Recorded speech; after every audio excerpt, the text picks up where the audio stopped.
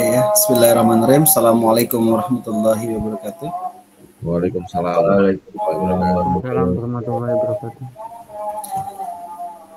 Baik, kita lanjut ya di sesi kedua ya di mata kuliah pengantar ekonomi makro ya. Hari ini di sesi ketiga kita akan membahas tentang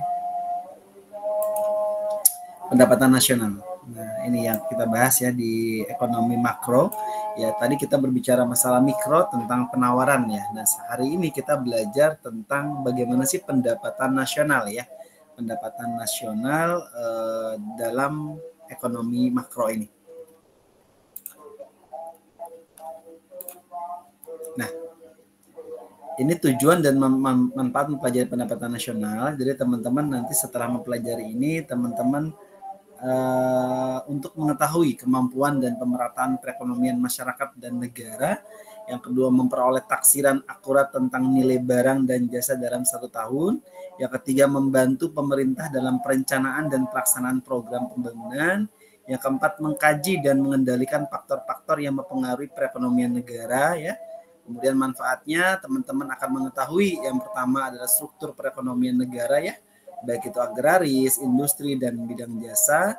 Yang kedua, teman-teman akan mengetahui pertumbuhan perekonomian negara dengan cara membandingkan pendapatan nasional dari waktu ke waktu. Yang ketiga, dapat membandingkan perekonomian antar daerah. Yang keempat, dapat dijadikan dasar perbandingan dengan perekonomian negara. Yang kelima, dapat membantu kebijakan pemerintah di bidang ekonomi gitu.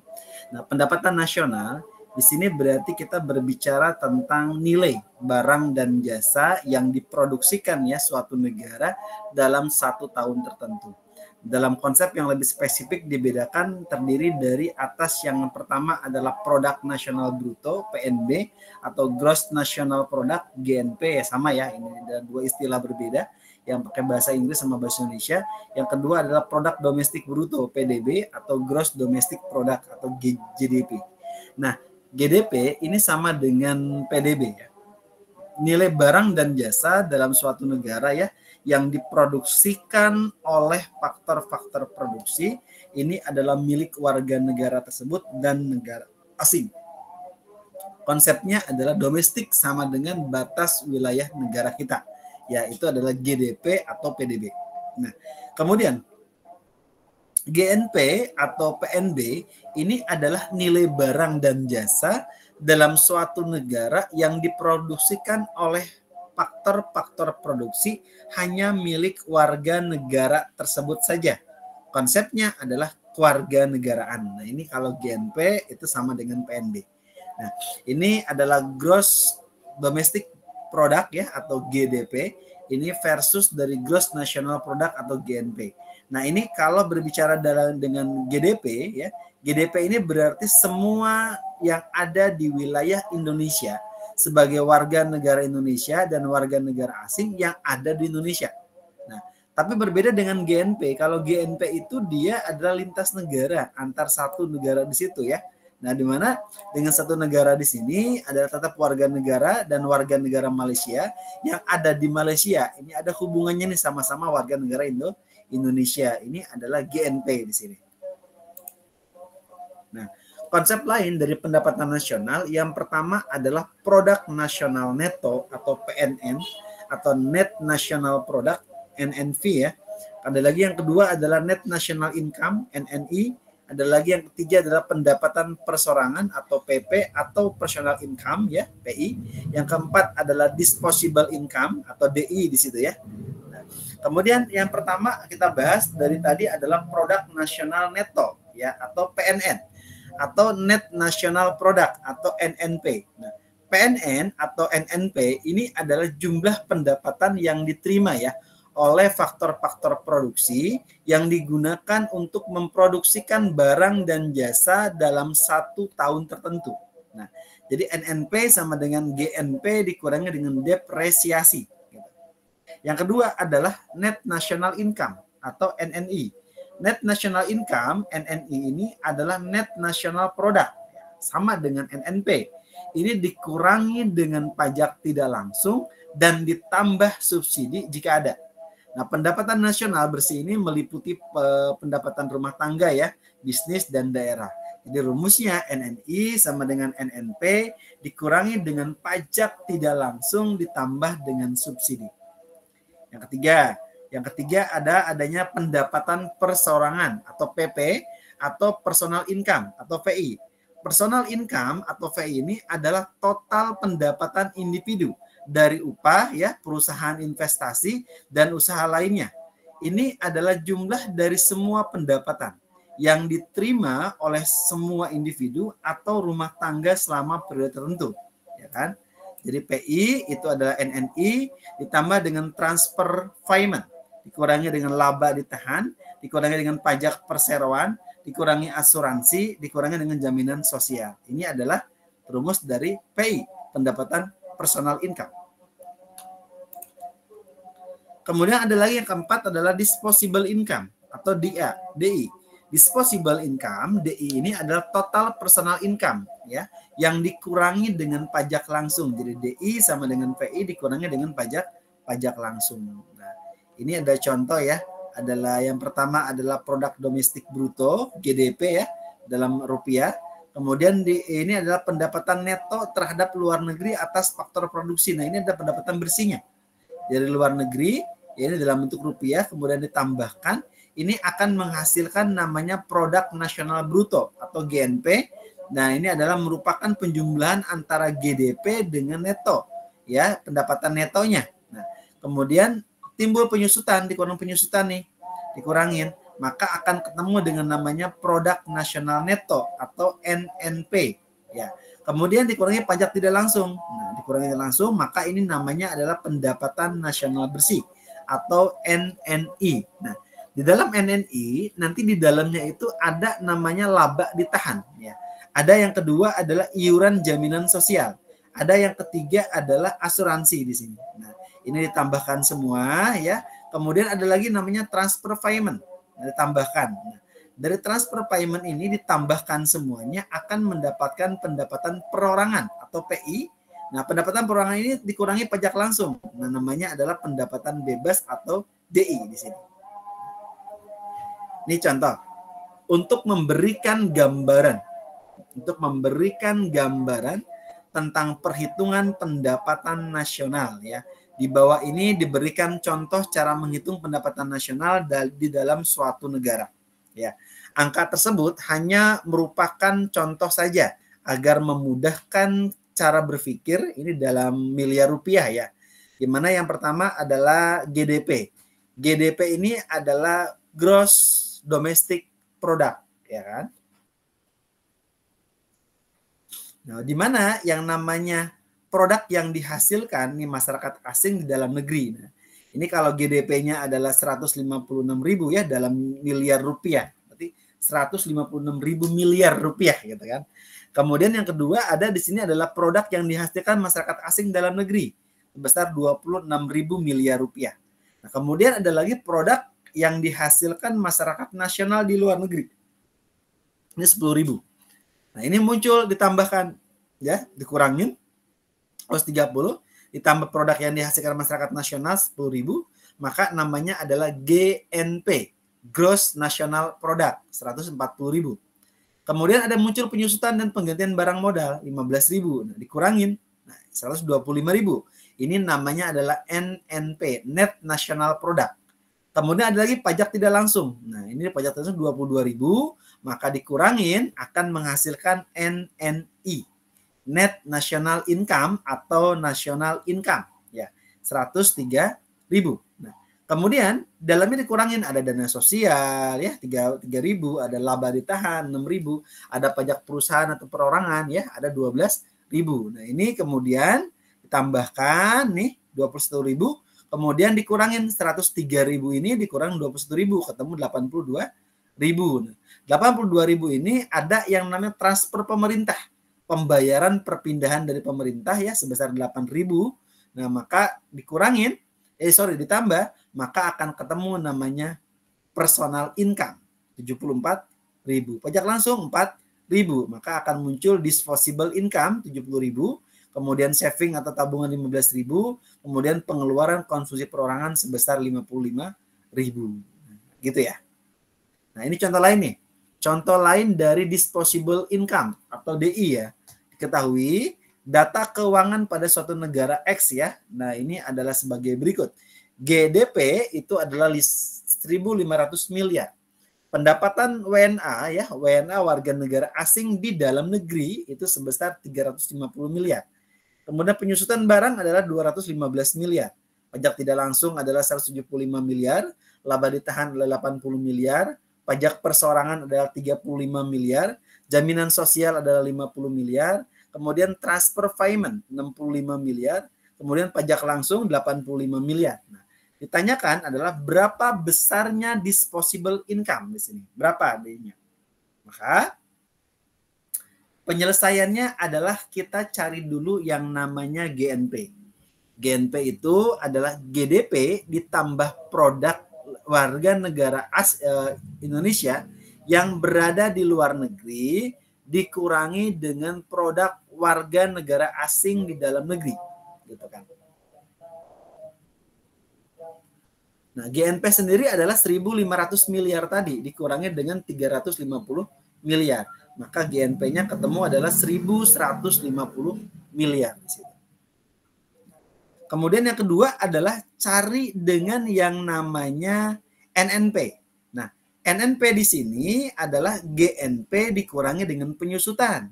Nah, berarti kalau dimulai berarti ini 1.150 miliar dikurangi 215 miliar, maka ketemunya adalah 935 miliar. Yang ketiga adalah cari NNI-nya. NNI berarti adalah NNP dikurangi dengan pajak tidak langsung. Ya. Dikurangi dengan pajak tidak langsung. Nah, berarti 935 miliar ini dikurangi dengan 175 miliar. Berarti ketemunya adalah 760 miliar. Nah, kemudian kita cari PI ini. PI itu adalah NNI ditambah dengan transfer payment ya, ditambahkan. Kemudian setelah itu dikurangi dengan laba ditahan ditambah pajak perseroan ditambah dengan jaminan sosial, ditambahkan semua nih. Nah, berarti 760 miliar tadi ditambah 65 miliar dikurangi dengan hasil penyembelihan dari laba ditahan 80 miliar, pajak perorangan 35 miliar, jaminan sosial 50 miliar. Dikurangin tambahkan semua, maka ketemunya 825 miliar dikurangi 165 miliar. Maka ketemunya adalah 660 miliar. Kemudian yang kelima adalah cari adalah DI. DI adalah dikurangi pajak langsung, maka 660 miliar dikurangi 85 miliar, maka ketemunya adalah 575 miliar. Pendapatan nasional ini hanya berlaku dan harga tetap ya, atau artinya konstan di sini. Nah, berarti kalau misalnya di sini harganya berlaku adalah nilai barang dan jasa yang dihasilkan dalam 1 tahun ya, dan dinilai menurut harga ya, harga yang berlaku pada tahun tersebut. Nah, dengan harga berlaku maka nilainya pasti meningkat setiap tahunnya dikarenakan kenaikan harga dan pertambahan fisik barang dan jasa di situ. Harga tetap ya atau harga konstan yaitu harga yang berlaku pada suatu tahun tertentu ya, misalnya tahun sebelumnya, yang seterusnya digunakan untuk menilai barang dan jasa yang dihasilkan pada tahun-tahun yang lain ya, itu tahun-tahun berikutnya. Disebut juga sebagai pendapatan nasional real. Nah, bila kita akan menghitung tingkat pertumbuhan ekonomi, maka yang digunakan berdasarkan dasar adalah harga dari harga konstan di situ. Ini contoh perhitungan harga konstan. Berikut adalah jumlah produksi ya, 3 jenis industri dan harga jual masing-masing produk pada tahun 2010 dan tahun 2015. Nah, kondisi tahun 2010 di sini ada 2 industri. Industri A, industri B dan industri C di sini. Industri A berarti jumlah produksinya adalah 1.000. Harga jual per unitnya adalah 5.000. Maka nilai produksinya adalah 1.000 kalikan dengan 5.000 gitu kan. Kemudian B ini adalah 2.000 ya, 2.000. kemudian harga jualnya adalah 6.000 ya, maka dikalikan 2.000 kalikan 6.000 adalah 12.000 gitu kan. Kemudian yang C 800 ya, harga jualnya 10.000 gitu kan. Nah, berarti itu adalah 8 juta. Nah, dikalikan. Berarti kalau dikalikan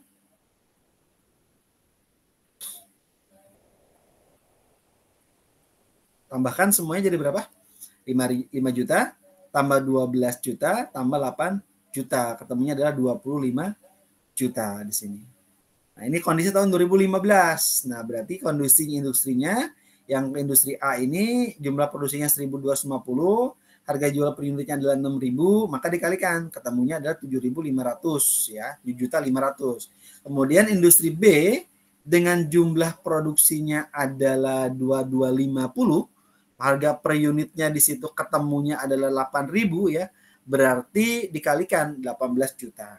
Kemudian produk C adalah 1.000 kali 12.000, maka 12 juta. Ditambahkan semua ketemu adalah 37.500.000 rupiah.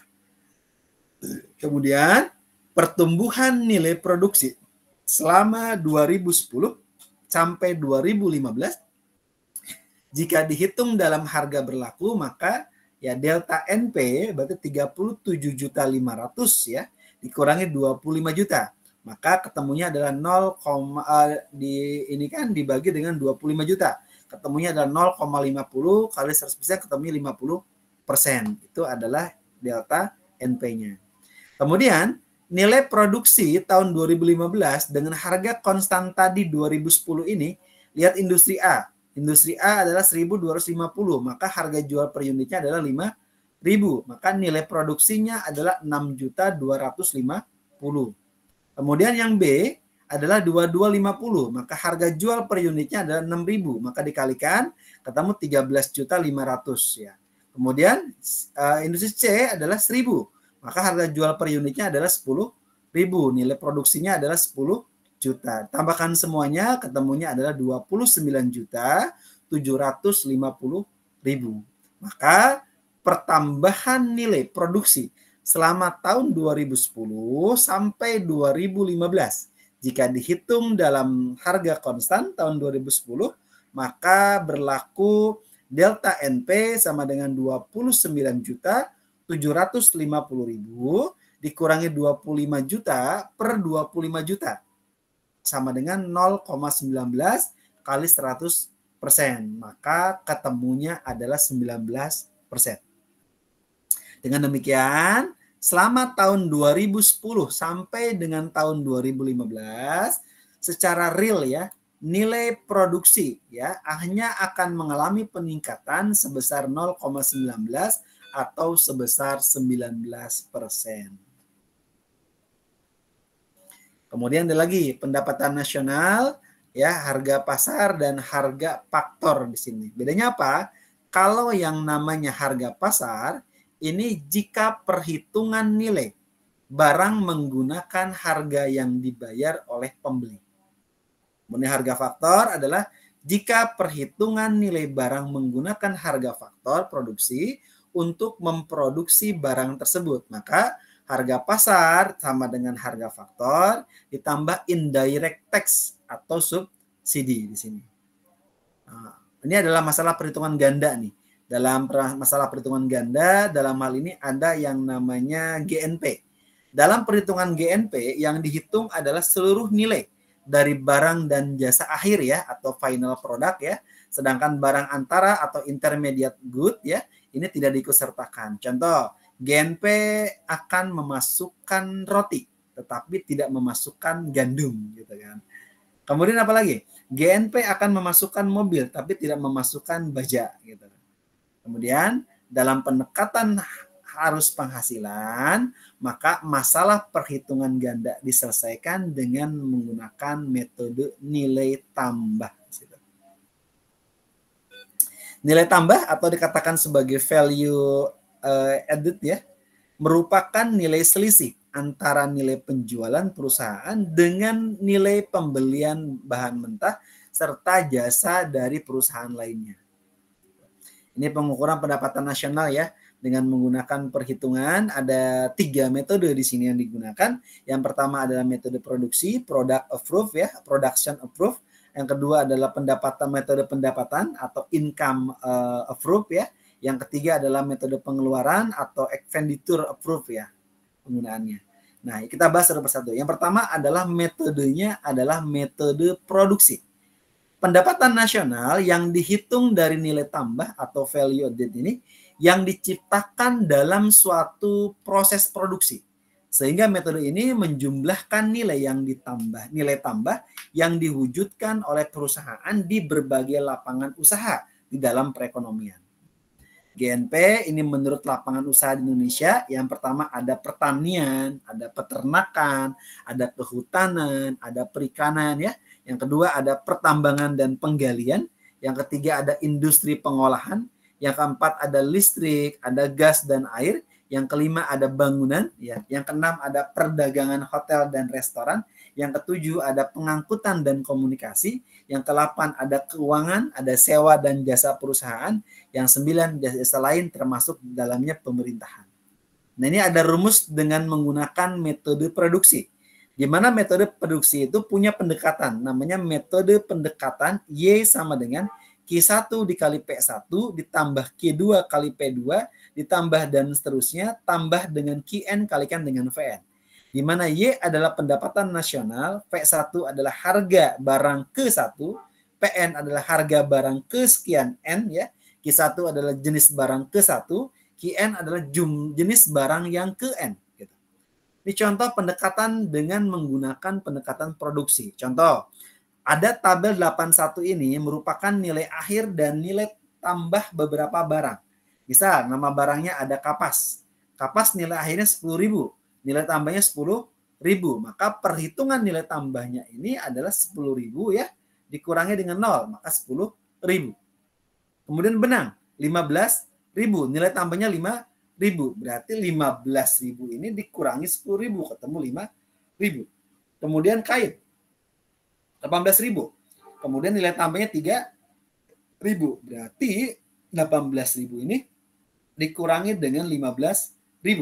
Maka ketemu 3.000. Kemudian baju anak 25.000. Berarti 25.000 dikurangi 18.000, ya ketemu 7.000. Maka nilai tambah di sini adalah 10.000 tambah 5.000 tambah 3.000 tambah 7.000, ketemu 25.000. Sementara nilai akhirnya adalah 68.000. Contoh 2, ini ada contoh jenis kegiatan produksi ya dengan nilai tambah. Ada penebangan kayu sebesar Rp100.000. Kemudian nilai tambahnya adalah 100.000. Yang kedua adalah penggergajian kayu 400.000. Nilai tambahnya 300.000.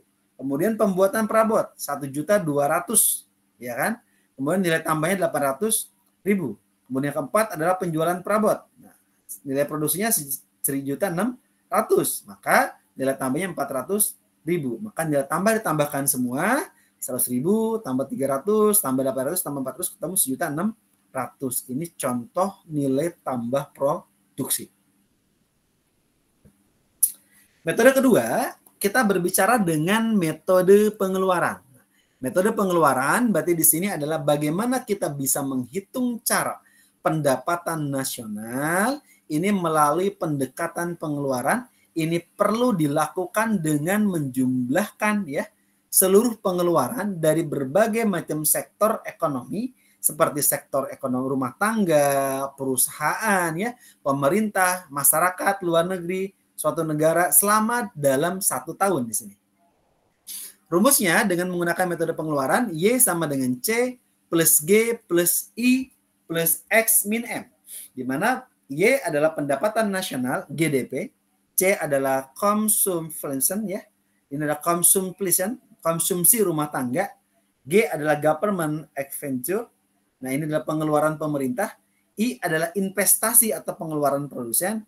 X adalah ekspor, M adalah impor. Nah, maka ini rumus yang digunakan untuk metode pengeluaran. Contoh, suatu negara mempunyai data pendapatan nasional sebagai berikut. Konsumsi masyarakatnya 90 juta rupiah. Pendapatan laba usahanya 20 juta. Pengeluaran negaranya 130 juta. Pendapatan sewanya 440 juta. pendapatan investasinya 50 juta, ekspornya 15 juta, impornya 20 juta. Dari data di atas, silakan hitung pendapatan nasional dengan pendekatan pengeluaran ini.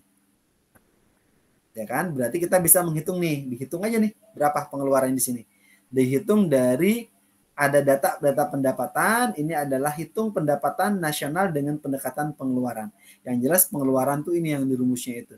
Jadi Y sama dengan C plus G ya, plus I plus X min M ya. Nah, ini jadi ininya. Nanti tinggal ditambahkan semua nih. Y-nya pendapatan nasionalnya. Semua ditambahkan kecuali ekspor dikurang impor aja. Ya kan? Berarti ini tambahin semua nih. 90 juta, ditambah 20 juta, ditambah 130 juta, ditambah 40 juta ya, dikurangi dengan 50 juta. Nah, tambah 50 juta dikurang ini nih. Ekspor dan impor. Lihat di sini. X itu berarti ekspor dikurang impor. Berarti ekspor dikurangi impor. Berarti minus ya. Ekspornya 15 juta dikurangi dengan 20 juta. Berarti minus 5 juta. Berarti nanti pengeluaran ini bisa dihitung ya. Sok hitung berapa? Tambahin semua itu. Berarti 90 juta itu ya. Berarti 90 juta. Kemudian ditambah dengan 20 juta. Ditambah 130 juta. Ditambah 40 juta. Ditambah 50. Ya kan? Kemudian terakhir dikurangi selisih ekspor dan impor.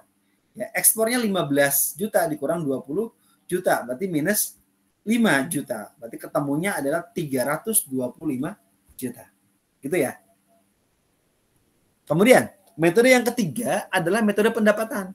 Di mana metode pendekatan pendapatan ini, dia merupakan pendapatan hasil dari penjumlahan seluruh permintaan yang diterima oleh pemilik faktor produksi dalam suatu negara selama satu periode dalam tahun tertentu. Dalam satu tahun. Hal ini yang dimaksud adalah faktornya itu berupa tenaga kerja, berupa modal, berupa tanah, berupa keahlian ya, atau kewirausahaan yang ada. Ini contoh dengan menggunakan pendapatan dengan penerimaan yang ada.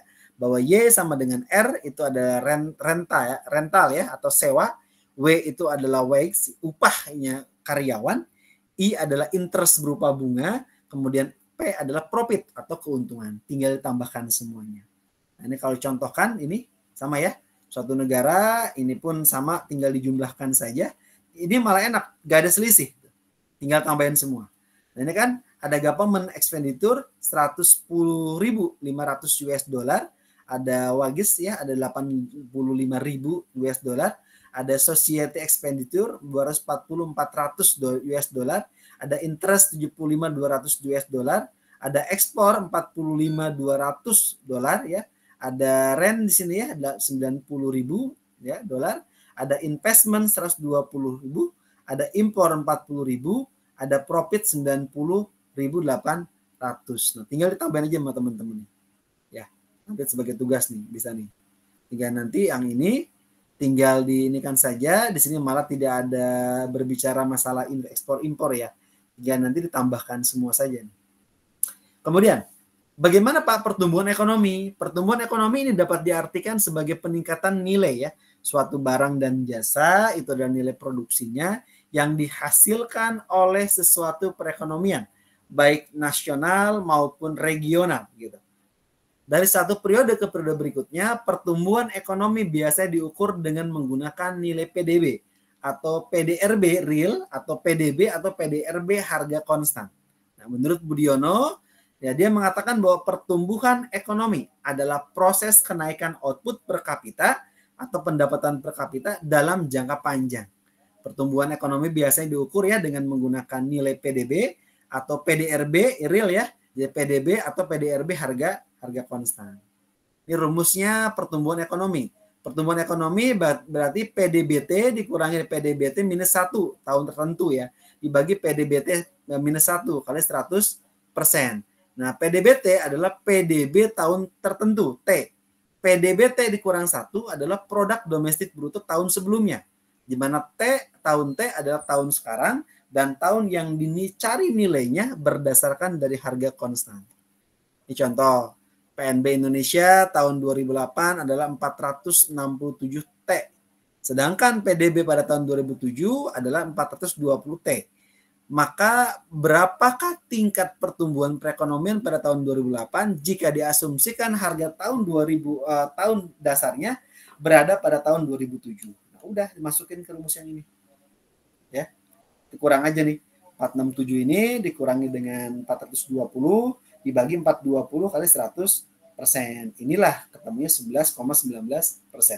Kemudian ada lagi pertumbuhan ekonomi dihitung berdasarkan nilai GDP real bukan GDP nominal. GDP real ini dihitung berdasarkan harga konstan. GDP nominal dihitung berdasarkan harga yang berlaku di situ. Nah, ini pendapatan nasional pada perekonomian sederhana ya. Di sini ada pelaku kegiatan ekonomi yang pada perekonomian tertutup, yaitu ada rumah tangga konsumen atau RTK. Yang kedua adalah rumah tangga produsen atau RTP di situ. Kemudian pendapatan, faktor produksi, gaji dan upah, sewa, bunga, dan keuntungan. Ini adalah pengeluaran rumah tangga konsumsi. Kemana alirannya Pak? Alirannya mulai dari perusahaan. Ini aliran pertamanya adalah ke rumah tangga. Kemudian rumah tangga mengalirkan kembali ke perusahaan. Ini adalah siklus dari perusahaan dan rumah tangga. Dilihat dari faktor produksi, dari gaji dan upah, dari sewa, bunga, dan keuntungan. Nah, kemudian pendapatan nasional pada perekonomian tertutup. Ada lagi di sini nih, ada kegiatan perekonomiannya. Pertama ada rumah tangga konsumen RTK, ada rumah tangga produsen RTP, ada rumah tangga negara RTN. Nah, ini kalau dilihat nih dari gaji, upah, sewa bulanan ya, bunga dan keuntungan. Nah, bermula dari mana Pak? Bermulai dari yang namanya bisa dari lembaga pajak ya. Perusahaan, di mana perusahaan ini dia bisa menanamkan modalnya melalui investasi, melalui pengeluaran pemerintah, melalui konsumsi ya, atau juga melalui pinjaman lembaga keuangan dan sebagainya ya. Dari lembaga keuangan ini lakuin peminjaman buat penanaman modal untuk investasi perusahaan.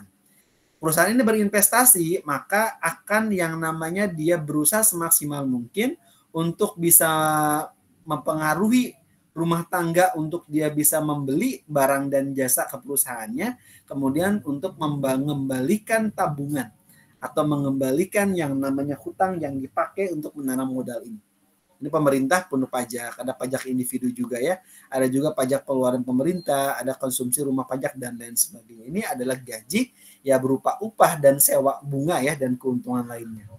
Ada lagi pelaku kegiatan ekonomi pada perekonomian terbuka. Ada yang pertama ada rumah tangga konsumen, ada rumah tangga produsen RTP, ada rumah tangga negara RTN, ada masyarakat luar negeri MLN di situ. Nah, ini alirannya siklusnya lebih panjang lagi nih. Di sini selain ini ada lagi nih, ada penanam modal di sini ya. Aliran yang pertama di sini mengalirnya kemana nih aliran pertama? Ini aliran kedua itu mulai dari perusahaan ini. Dari perusahaan berdiri, aliran pertamanya itu dia masuk ke sini. Nah, ya kan? Alirannya masuk ke rumah tangga. Aliran kedua adalah perusahaan ini masuk ke pemerintah. Rumah tangga ini juga balik ke pemerintah, aliran ketiga. Nah, kemudian pengeluaran pemerintah dikeluarkan untuk perusahaan itu adanya pengeluaran pemerintah. Ada lagi aliran investasi kalau dari siklus keuangan ya. Aliran tabungan diinvestasikan, dipinjemin, menanam modal, investasi dan perusahaan. Sehingga yang terjadi rumah tangga ini ketika sudah besar ini maka akan terjadi aliran impor ke luar negeri atau berkembalikan mengenai dengan bidang ekspor luar negeri. Kemudian ada lagi income per kapita. Income per kapita itu adalah pendapatan rata-rata penduduk suatu negara ya pada periode tertentu. Ya IPC digunakan sebagai alat ukur tingkat kemakmuran suatu negara pada suatu tanah pemerintah. IPC sama dengan GNP per Q di situ. GNP adalah gross national product ya, kemudian Q adalah penduduknya. Ini contoh pendapatan per kapita beberapa negara. Misal Malaysia 328.640 US dollar ya. Kemudian jumlah penduduknya 31,6 juta ya. Pendapatan per kapitanya US dollar 10.400.000. Kemudian China penduduknya cukup tinggi 7.844.240 ya. Jumlah penduduknya 1.265,2 ya. Jumlah pendapatan per kapitanya 6.620.000 6.200. Ada lagi Filipina 378.930 ya. Ini adalah jumlah penduduknya 74,3 ya. Pendapatan per kapitanya 5 juta 5.100. Indonesia 800.680 ya. Penduduknya itu ada 216,4, pendapatan per kapita 3,7. India 3395.540, kemudian penduduknya adalah 998,1, pendapatan per kapitanya adalah 3.400. Contoh pendapatan per kapita tadi adalah jumlah penduduk ya dibagi ya. Nanti kalau GNP Filipina di sini 378.930 ini dibagi dengan jumlah penduduknya berapa gitu. 74,3, ketemunya 5.100 US dollar di situ ya. Kemudian ada lagi distribusi pendapatan memiliki pengertian penyebaran pendapatan berdasarkan wilayah geografis. Untuk mengetahui ketimpangan ya pendapatan ini maka melihat adalah ada koefisien Gini atau Gini rasio atau kenal dengan nama kurva Lorenz. Nah, koefisien Gini atau Gini ratio adalah suatu ukuran yang tidak merata ya atau terjadi ketimpangan agregat ya secara keseluruhan yang angkanya berkisar antara 0 pemerataan sempurna sehingga satu ketimpangan yang sempurna. Koefisien Gini dapat diperoleh dengan menghitung bidang yang terletak pada garis diagonal dan kurva Lorenz dibagi dengan luas separuh bidangnya di mana kurva Lorenz itu berada. Nah, ini ya. Ini kumulatif pendapatan nih. Ini adalah kurva Lorenz nih. Ketika dia gambarnya seperti ini, kemudian ini adalah daerahnya ya di daerah A-nya ini di daerah koefisien Gininya, maka yang terjadi di gambar 87 ini koefisien Gini atau ratio adalah luas bidang A dibagi dengan luas segitiga di situ ya. OVQ. Kemudian ini tabel patokan nilai koefisien Gini ya. X sama dengan 0 berarti dia merata sempurna. 0 kurang dari X kurang dari 0,4 berarti tingkat ketimpangannya rendah. Ada 0,4 kurang dari X kurang dari 0,5 maka tingkat ketimpangannya sedang. Atau ada 0,5 kurang dari X kurang dari 1 maka tingkat ketimpangannya tinggi. Kalau X sama dengan 1 berarti tidak merata sempurna sehingga dikuasai oleh satu pihak di situ. Itu ya yang bisa saya sampaikan di pendapatan nasional. Jika ada sharing atau pertanyaan dipersilahkan.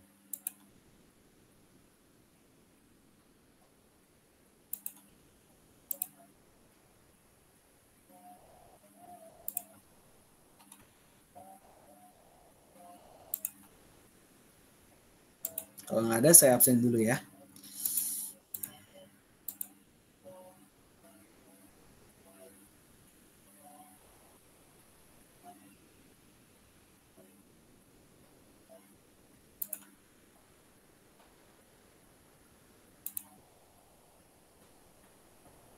Makro.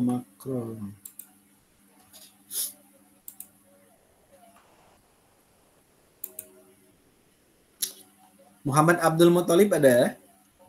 Hadir, Pak. Sudarto?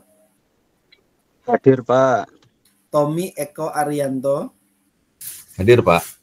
Ahmad Jalaluddin?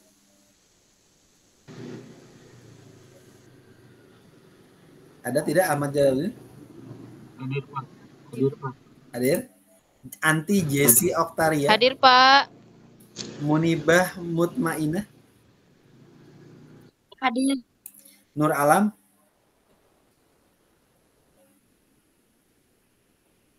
Alam kemana Alam? Atau di grup ada izin nggak? Atau sakit?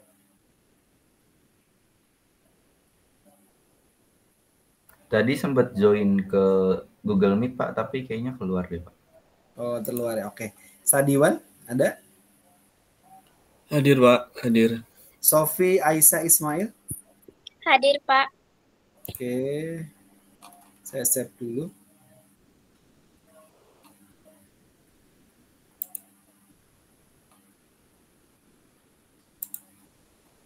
Tinggal 4 orang nih. Ini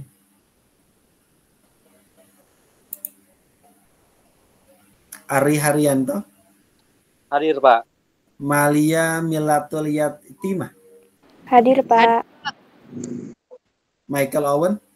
Hadir, Pak. Tia Mariani. Ada Tia? Hadir. Ada yang belum saya absen?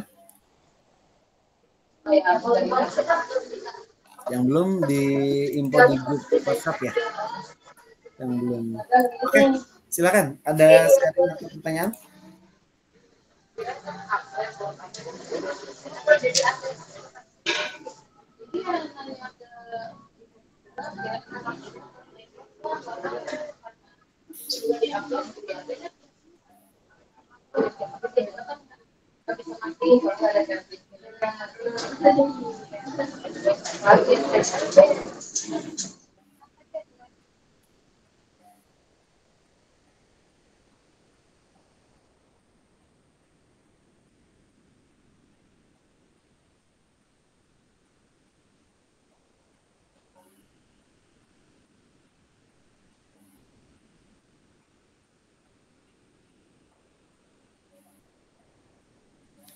Baik, ada. Karena ini hitungan semua ya, jadi teman-teman kayaknya bingung juga gitu ya. Nanti tinggal lihat kembali ya, lihat di ininya, lihat di hasil rekamannya aja. Nanti itu rumus-rumusnya udah sama kok, contohnya juga nggak jauh beda ya, tinggal teman-teman nanti pelajari kembali ya. Terutama kan hanya tinggal perumusan aja berhubungan dengan pendapatan nasional di situ ya. Nah memang ya secara global ya dari hasil yang didapatkan ya dari ini dari masing-masing ada tadi berbagai macam hal ya tentang masalah perhitungan tentang di negara ini sampai dengan ekspor impor juga dihitung di situ kan.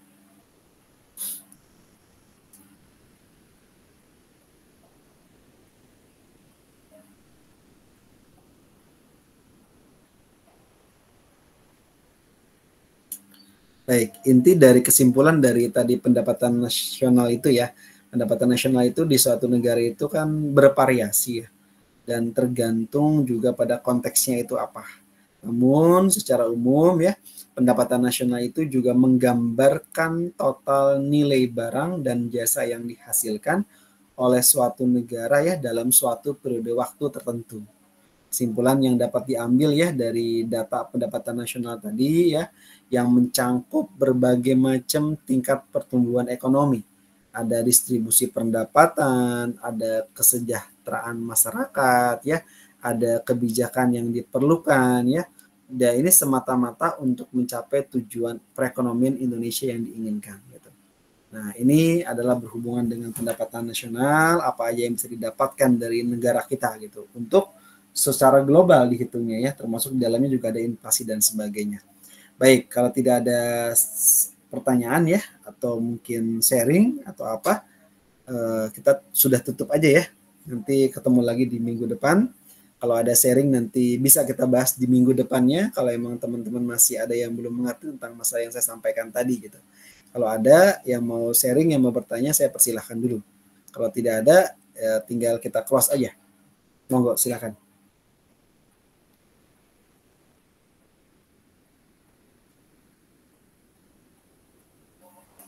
Baik, tidak ada ya, cukup ya untuk hari ini. Terima kasih. Cukup Pak. Dari 2 sesi ya, jadi dan hari ini sampai jam 9 malam nih. Terima kasih, saya akhiri sampai di sini pertemuan kita untuk mata kuliah pengantar ekonomi makro yang berhubungan dengan pendapatan nasional. Terima kasih, Assalamualaikum warahmatullahi wabarakatuh. Waalaikumsalam. Assalamualaikum warahmatullahi wabarakatuh.